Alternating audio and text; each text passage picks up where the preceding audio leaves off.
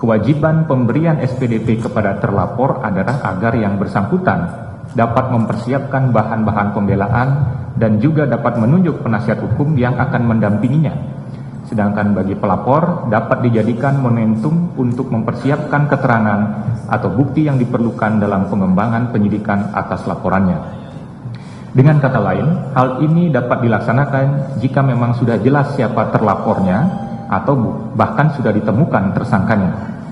Dalam keadaan sebaliknya, yang mana baru terungkap jelas peristiwanya saja, namun pelapor tidak mengetahui siapa yang diduga sebagai pelakunya, maka SPDP tidak menyebut nama seseorang yang diduga sebagai pelaku atau tersangkanya.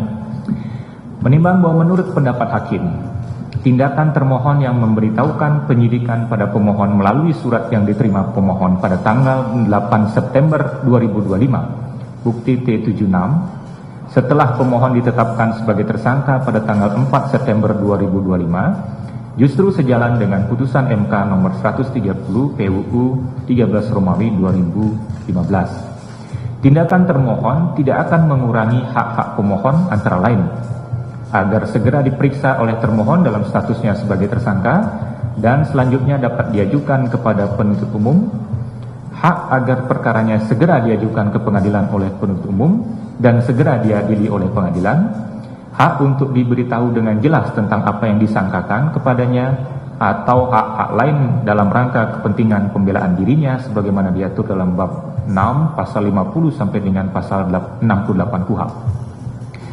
Menimbang bahwa terkait terminologi calon tersangka yang setelah putusan Mahkamah Konstitusi nomor 21 2014 sering digunakan, khususnya terkait status seseorang yang sebelumnya sebagai saksi kemudian ditetapkan sebagai tersangka, menurut hakim justru jika pemohon sebelum ditetapkan sebagai tersangka sudah diberitahu bahwa dia akan menjadi calon tersangka, akan menimbulkan persoalan mendasar, yaitu ketidakpastian hukum dan sangat berbahaya bagi penegakan hukum.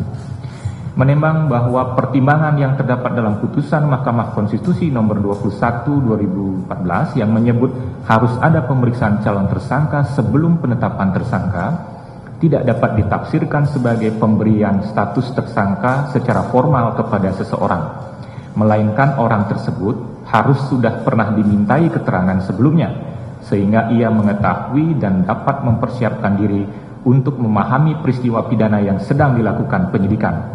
Hal ini bukan hanya penting bagi penyidik untuk mengumpulkan bukti-bukti yang cukup dengan tujuan lebih meyakinkan dirinya apakah sudah dapat menetapkan seorang sebagai tersangka atau tidak, namun juga penting untuk melindungi warga negara dari potensi kesewenang-wenangan dari penyidik.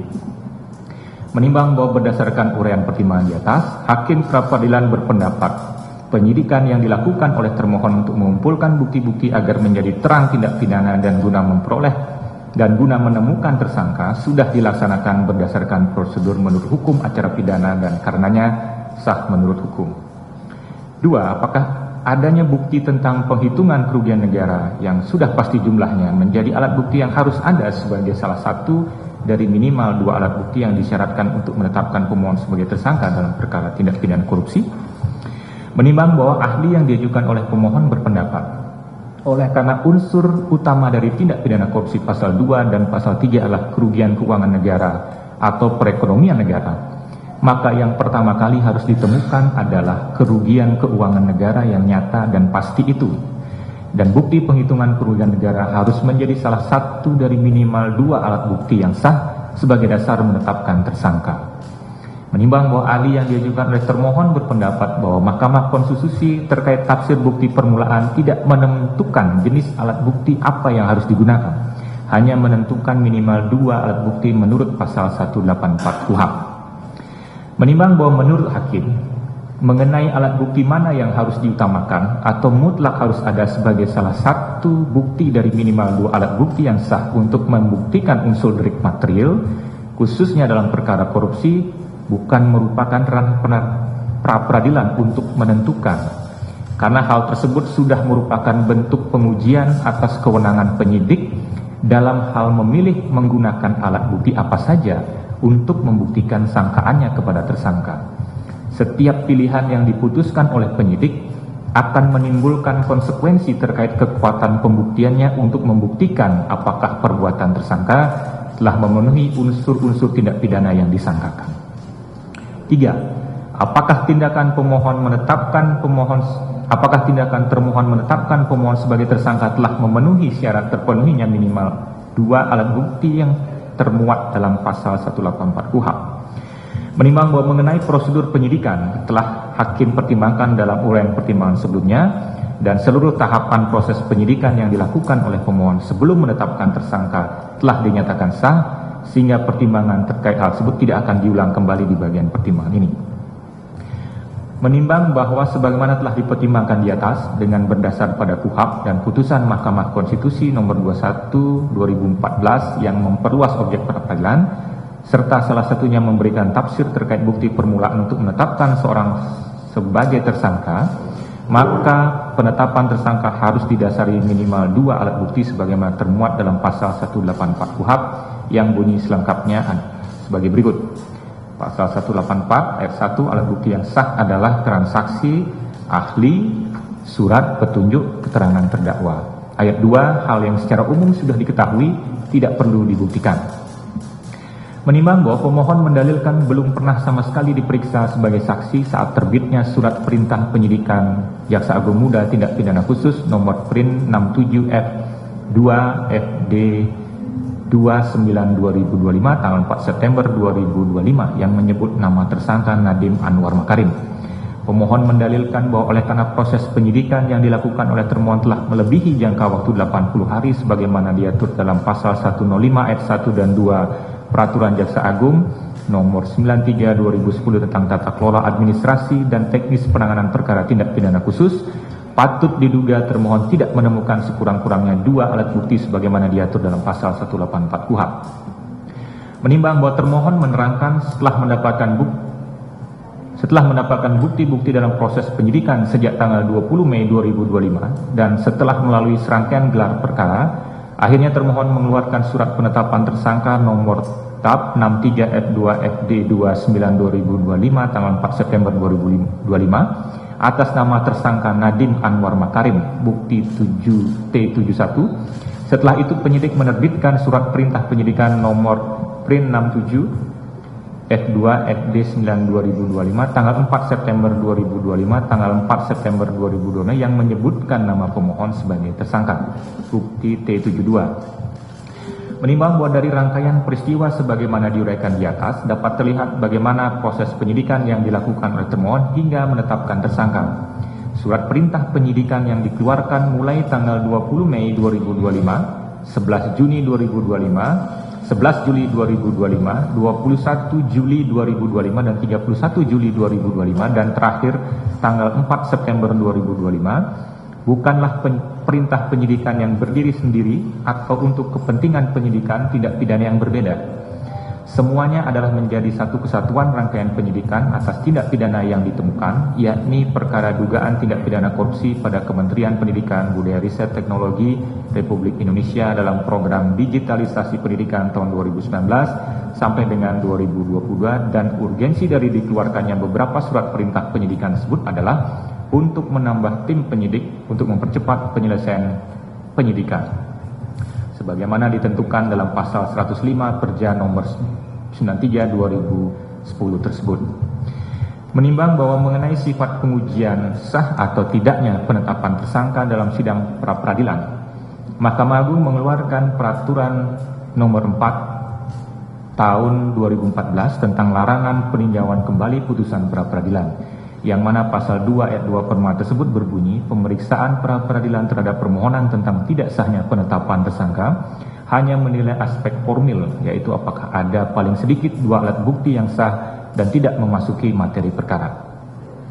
Menimbang bahwa para ahli yang dihadirkan di persidangan, baik oleh pemohon maupun termohon, mengajukan pendapat yang selaras bahwa pengujian sah atau tidaknya penetapan tersangka sifatnya formal, yakni apakah didasari atas minimal 2 alat bukti yang sah dan terdapat relevansi dengan tindak pidana yang disangkakan kepada tersangka.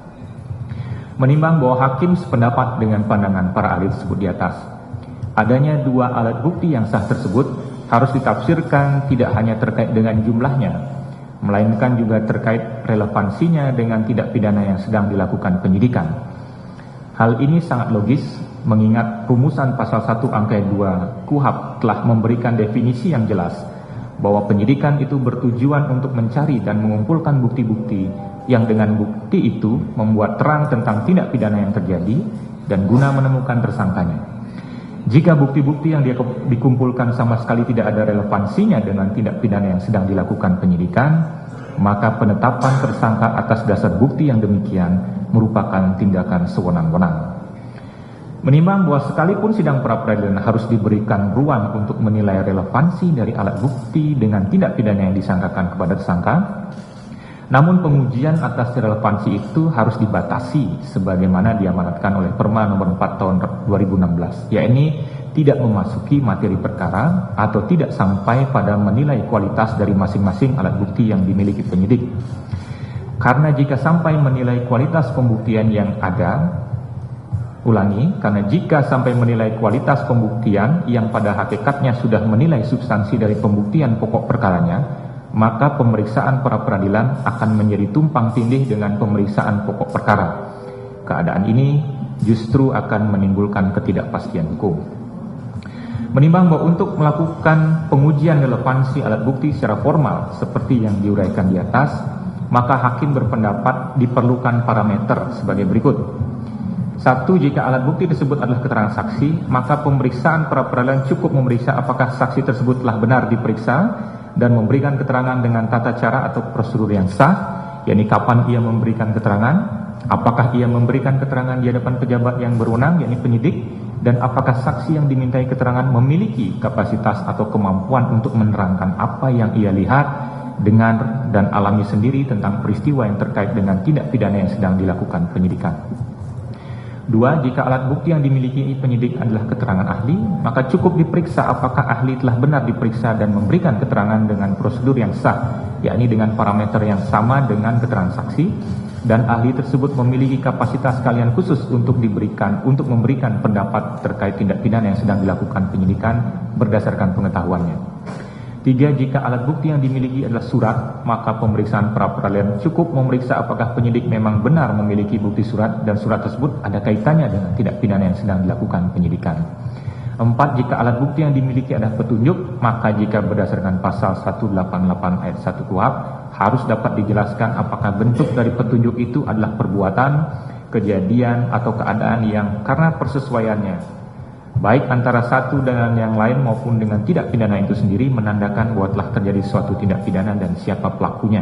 Atau jika mendasarkan pada pasal 26A Undang-Undang Nomor 31 tahun 1999 tentang pemberantasan tindak pidana korupsi sebagaimana telah diubah dengan Undang-Undang 20 tahun 2001, cukup membuktikan bahwa penyidik memiliki alat bukti lain berupa informasi yang diucapkan, dikirim, diterima atau disimpan secara elektronik dengan air optik atau serupa dengan itu, dokumen, yakni setiap rekaman data atau informasi yang dapat dibaca atau didengar yang dapat dikeluarkan dengan atau tanpa bantuan suatu sarana, baik yang tertuang di atas kertas fisik apapun selain kertas maupun yang terekam secara elektronik yang berupa tulisan, suara, gambar, peta, rancangan foto, huruf, tanda angka atau perforasi yang memiliki makna. Menimbang bahwa dari bukti T13 sampai dengan T59, termohon telah melakukan serangkaian tindakan yakni mengumpulkan bukti berupa keterangan saksi atas nama 1. Fiona Handayani, memberikan keterangan di hadapan penyidik pada tanggal 10 Juni 2025, 13 Juni 2025, 10 Juni 2025 dan 13 Juni 2025 di hadapan Joko Sutanto, dan di hadapan penyidik Tabrani dan Randy Ahmad Fauzi tanggal 1 Juli 2025. Saksi pernah menduduki jabatan staf khusus Menteri Kementerian Pendidikan, Budaya, Riset, dan Teknologi RI. 2. Andre Sulistyo memberikan keterangan di hadapan penyidik atas nama Roy Riyadi tanggal 10 Juli 2025 pada tahun 2015 sampai 2023 menduduki jabatan Direktur Utama PT Goto Gojek Tokopedia, dulu bernama PT Aplikasi Karya Anak Bangsa. 3. Ganis Sumudra Murhanyono memberikan keterangan di hadapan penyidik atas nama Radityo pada tanggal 10 Juni 2025. Saksi merupakan karyawan swasta yakni sebagai Strategic Partner Management Chrome OS Indonesia sejak November 2021. 4. Dr. Poppy Dewi Puspitawati MA memberikan keterangan di hadapan penyidik atas nama Aprilian Satrio Widiatmono tanggal 16 Juni 2025 di hadapan Dr. Muhammad Deniardi tanggal 2 Juli 2025. Saksi menjabat sebagai Direktur SMP Direktorat Pendidikan DAS dan Menengah periode 2019-2020 dan Widya Prada Ahli Utama di Direktorat SMP Kementerian Pendidikan, Kebudayaan dan Riset Teknologi sejak 2020. 5. Dr. H. Kamim, MPD, memberikan keterangan di hadapan penyidik atas nama Iwan Yuhanti tanggal 3 Juni 2025, saksi sejak 2018 sampai Maret 2020 menduduki jabatan Direktur SD pada Dirjen Pendidikan Dasar dan Menengah Kemendikbud, Juni 2020 sampai November 2020 menduduki jabatan fungsional Widya Prada Ahli Utama Kemendikbud dan PLT Direktur SD Maret 2020 sampai Juni 2020. November 2020 sampai Januari 2022 sebagai Sekretaris Deputi Bidang Koordinasi Peningkatan Kualitas Pendidikan dan Moderasi Beragama pada Kemenko Pembangunan Manusia dan Kebudayaan. Januari 2022, Oktober 2024 menjabat sebagai Kepala Biro Umum dan SDM pada Kemenko Pembangunan Manusia dan Kebudayaan.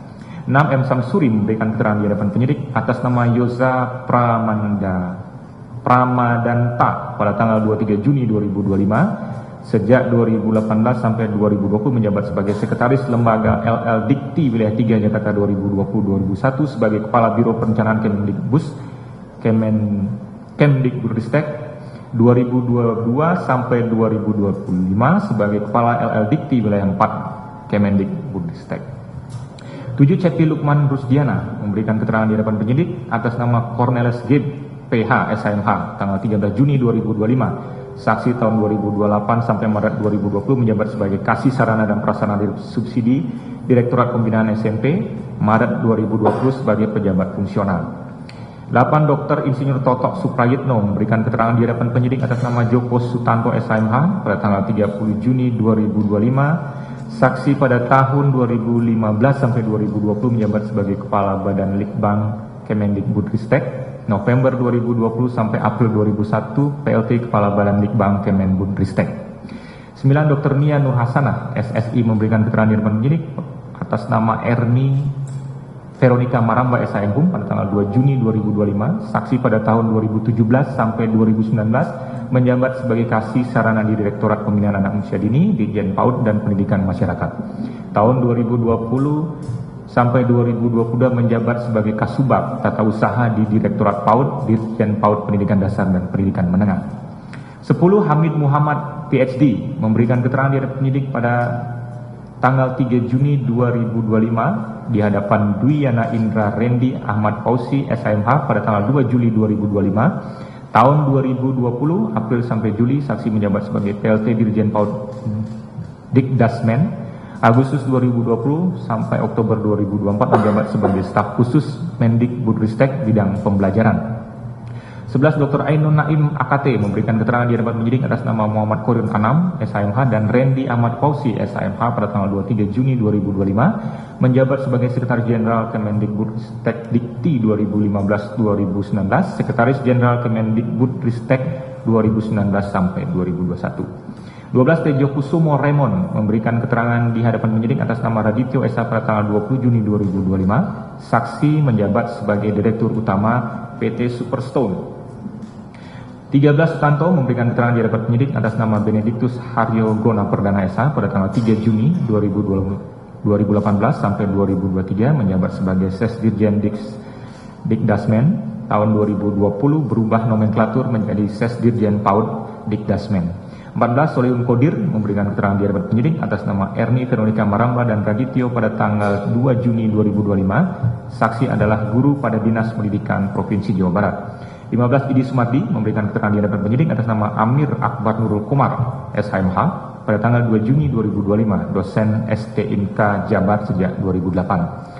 16. Deswita Arvinci Skevi memberikan keterangan di hadapan penyidik atas nama Nopri X Sandi SHMH pada tanggal 7 Juli 2025, saksi menjabat sebagai Sekretaris Kemendikbudristek tahun 2019 sampai 2024. 17 Subiantoro memberikan keterangan di hadapan penyidik atas nama Amir Akbar Nurul Komar SMH pada tanggal 4 Juni 2025. Saksi menjabat sebagai Inspektur 2 Bidang Dikdasmen 2020 sampai 2021, Sekretaris Itjen Kemendikbud 2021 sampai 2023. 18. Nadim Anwar Makarim memberikan keterangan di hadapan penyidik atas nama Roy Riyadi SHMH, Cornelis GP Heidemana SHMH, Joko Stanto SHMH pada tanggal 23 Juni 2025, 15 Juli 2025, dan 4 September 2025. Saksi menjabat sebagai Mendikbudristek periode 2019-2024. Menimbang bahwa semua saksi-saksi tersebut di atas dimintai keterangan oleh penyidik sebelum termohon menetapkan pemohon sebagai tersangka, dan keterangan yang diminta adalah terkait dengan adanya dugaan tindak pidana korupsi pada Kementerian Pendidikan Budaya Riset dan Teknologi RI dalam program digitalisasi pendidikan tahun 2019 sampai dengan tahun 2022. Dengan memperhatikan secara formal jabatan yang pernah diduduki pada kurun waktu tertentu atau latar belakang saksi, maka semua saksi memiliki kemampuan untuk menerangkan apa yang ia lihat, dengar, dan ketahui sendiri tentang dugaan tindak pidana tersebut.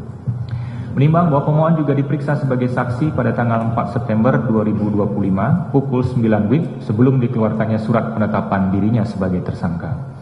2. Keterangan ahli, yakni ahli keuangan negara atas nama Siswo Sujanto DEA yang pemeriksaan dilakukan tanggal 3 Juli 2025 di hadapan penyidik atas nama Erni Veronica Maramba SHMHum, Teguh Aprianto SHMH, dan Radityo SH. Ahli hukum administrasi negara atas nama Dr. Bambang Redi SHMH MSI yang pemeriksaan dilakukan tanggal 4 Juli 2025 di hadapan penyidik atas nama Erni Veronica Maramba SHMHum, Cornelis Gib EPH SHMH, dan Teguh Aprianto SHMH. Ahli hukum pidana atas nama Prof. Dr. Suparji SHMH yang pemeriksaannya dilakukan pada tanggal 11 Juli 2025 di hadapan penyidik atas nama Erni Veronica Maramba SHMHum, Teguh Aprianto SHMH, dan Radityo SHMH. Ahli pengadaan barang dan jasa, barang atau jasa pemerintah termasuk BUMN atau BUMD atas nama Setia Budi Arijanta SKKN yang pemeriksaannya dilakukan tanggal 2 Juli 2025 di hadapan penyidik Erni Veronica Maramba, Teguh Aprianto, dan Joko Stanto. Ahli audit keinvestigasian termasuk audit penghitungan kerugian keuangan negara atas nama Dedi Nurmawan Susilo STRAK FRMP yang pemeriksaan dilakukan 14 Agustus 2025 di hadapan penyidik atas nama Roy Riyadi dan Nopri Esandi. Menimbang bahwa semua ahli tersebut di atas dimintai keterangan sebelum pemohon ditetapkan sebagai tersangka, dan ahli-ahli yang dimintai keterangannya tersebut memiliki kapasitas atau kemampuan berdasarkan keahliannya masing-masing untuk memberikan pendapat berdasarkan pengetahuannya terkait dugaan tindak pidana korupsi pada Kementerian Pendidikan Budaya Riset dan Teknologi RI dalam program digitalisasi pendidikan tahun 2019 sampai dengan tahun 2022. 3. Surat berupa risalah hasil ekspos atas dugaan tindak pidana korupsi pada Kementerian Pendidikan Budaya Riset dan Teknologi RI dalam program digitalisasi pendidikan tahun 2019 sampai dengan 2022 tanggal 19 Juni 2025. Kajian teknis bantuan sarana pembelajaran berbasis teknologi informasi dan komunikasi sekolah dasar dan sekolah menengah pertama tahun anggaran 2020 bukti T55. Review hasil kajian teknis analisis kebutuhan peralatan TIK untuk pembelajaran berbasis teknologi informasi dan komunikasi sekolah dasar dan sekolah menengah pertama tahun anggaran 2020. Pengumuman laporan harta kekayaan penyelenggara negara periodik 2022 atas nama Nadim Anwar Makarim.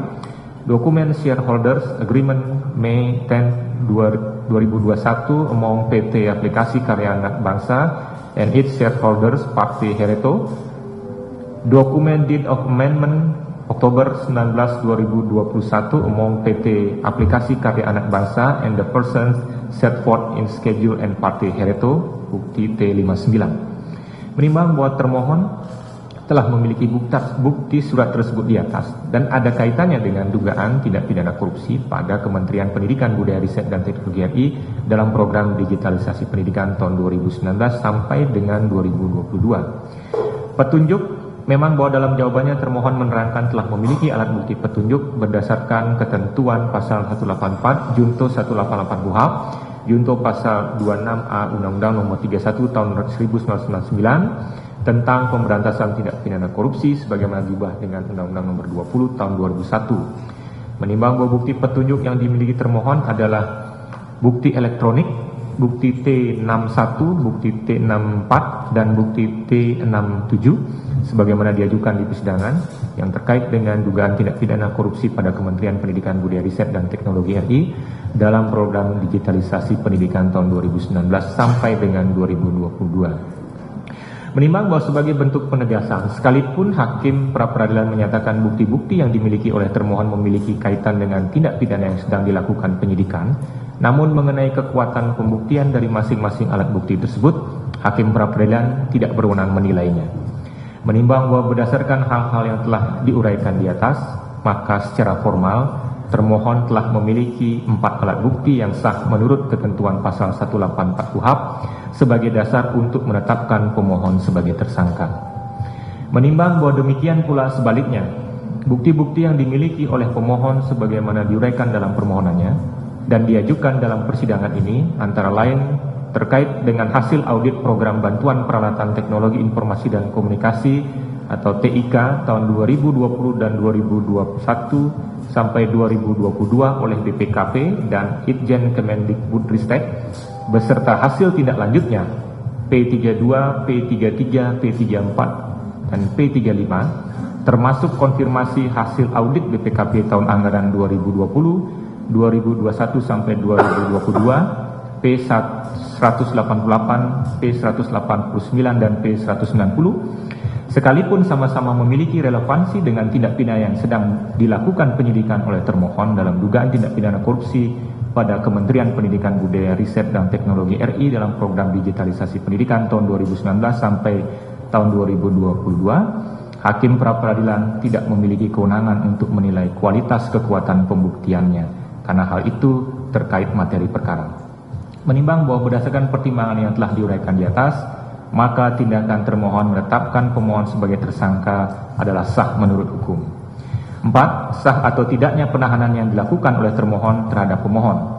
Menimbang bahwa syarat yang harus dipenuhi oleh termohon sebelum melakukan penahanan terhadap seorang tersangka diatur dalam pasal 21 KUHP. Menimbang bahwa alasan utama pemohon mendalilkan bahwa penahanan atas diri pemohon adalah tidak sah karena proses penyidikan dan penetapan tersangka atas diri pemohon tidak sah. Menimbang bahwa oleh karena proses penyidikan yang dilakukan oleh termohon telah sesuai dengan prosedur yang berdasarkan hukum dan penetapan tersangka atas diri pemohon telah didasari atas minimal 2 alat bukti yang sah menurut pasal 184 KUHP, maka selanjutnya termohon dapat menggunakan kewenangannya melakukan penahanan terhadap termohon. Menimbang bahwa berdasarkan bukti T79, Ketua Tim Penyidik yakni Erni Veronica Maramba telah mengirimkan nota dinas kepada Direktur Penyidikan pada tanggal 4 September 2025 perihal usul penahanan terhadap pemohon dengan pertimbangan alasan objektif yakni perbuatan tersangka merupakan tindak pidana yang diancam pidana penjara 5 tahun atau lebih dan penyidik menyampaikan kekhawatiran pemohon melarikan diri, merusak atau menghilangkan barang bukti atau mengulangi tindak pidana. Menimbang bahwa alasan subjektif yang diatur dalam pasal 21 KUHP bersifat alternatif, sekalipun seorang tersangka terbukti kooperatif dalam memenuhi setiap panggilan pemeriksaan dan dengan adanya pencegahan terhadap permohon untuk berpergian ke luar negeri, bukti P185 dan P186, namun kekhawatiran dari aspek lain, misalnya melakukan perbuatan menghilangkan barang bukti, dapat saja terjadi. Dan kekhawatiran semacam ini dalam konteks pemberantasan korupsi yang merupakan tindak pidana yang sangat serius, menurut hakim dapat diterima sehingga penahanan terhadap pemohon adalah sah menurut hukum. Menimbang bahwa permohonan pemohon selebihnya, yakni mengenai perintah agar termohon tidak melimpahkan berkas perkara ke pengadilan sebelum permohonan pra-peradilan diputus, dan agar hakim pra-peradilan memerintahkan termohon untuk menangguhkan atau mengalihkan penahanan pemohon, bukan menjadi kewenangan hakim pra-peradilan. Menimbang bahwa berdasarkan pertimbangan di atas, maka ternyata permohonan pra-peradilan pemohon tidak beralasan menurut hukum dan sudah sepatutnya ditolak. Menimbang bahwa oleh karena permohonan pra-peradilan pemohon ditolak, maka biaya yang timbul dalam perkara ini haruslah dibebankan kepada pemohon sejumlah nihil. Mengingat pasal 77, pasal 1 angka 2 ayat pasal 1 angka 2 dan angka 14, pasal 17, pasal 21, Undang-Undang Nomor 8 Tahun 81 tentang Hukum Acara Pidana, Pasal 2 Ayat 2 Perma Nomor 4 Tahun 2016 tentang larangan peninjauan kembali putusan pra-peradilan dan peraturan perundang-undangan lain yang bersangkutan mengadili, 1. Menolak permohonan pra-peradilan pemohon. 2. Membebankan kepada pemohon untuk membayar biaya perkara sejumlah nihil. Demikianlah diputuskan pada hari Senin tanggal 13 Oktober 2025 oleh Terdakwa Esa, Hakim Pra-Peradilan pada Pengadilan Negeri Jakarta Selatan, dan diucapkan dalam sidang terbuka untuk umum pada hari dan tanggal itu juga oleh hakim tersebut dan dibantu oleh Mangaran Apsi Mamora SHMH, panitera pengganti, serta dihadiri oleh kuasa pemohon dan kuasa termohon.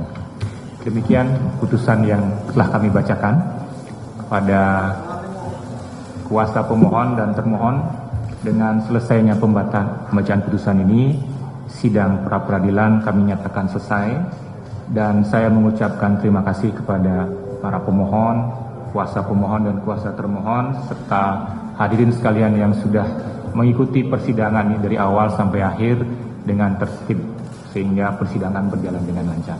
Sidang saya nyatakan selesai dan ditutup.